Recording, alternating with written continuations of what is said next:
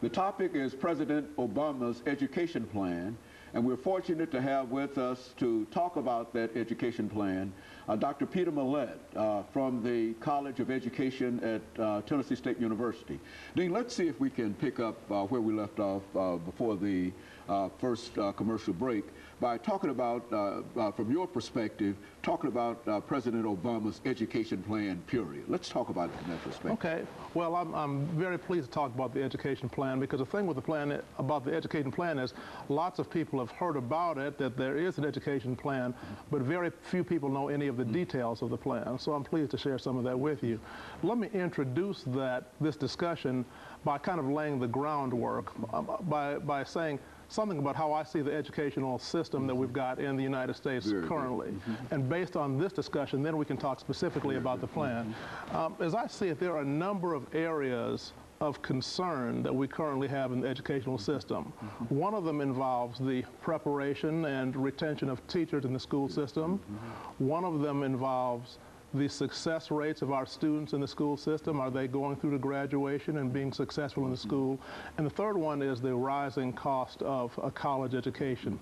So let me just talk briefly about each one of those, and then I'll get right into the plan.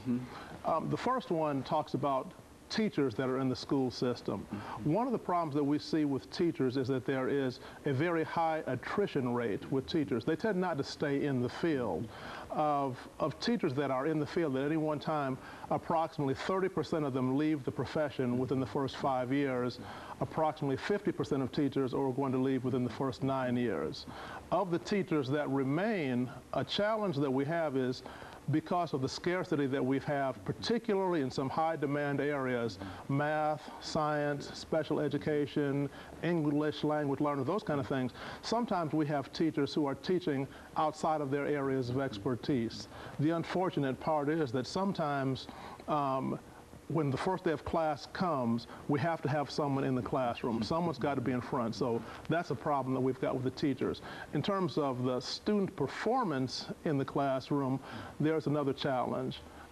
Currently in the United States, at any one time, approximately 65 to 70% of students graduate. So that leaves, we've got about 30-some% of people do not get a high school diploma. Now, if you're a member of certain groups, if you're a member of a Hispanic group, African American, economically disadvantaged, then your graduation rate is going to be even lower. Now, the problem that has is that it causes a number of other challenges. Now you've got problems with unemployment, underemployment.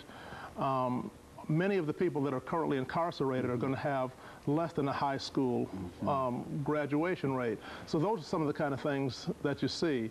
Now, the problem with high school is that the problem doesn't really begin in high school. The problem begins much earlier. We need to look back at middle school, 6th grade, 7th grade, and we're going to find that children who have problems in 6th grade, 7th grade, problems with attention,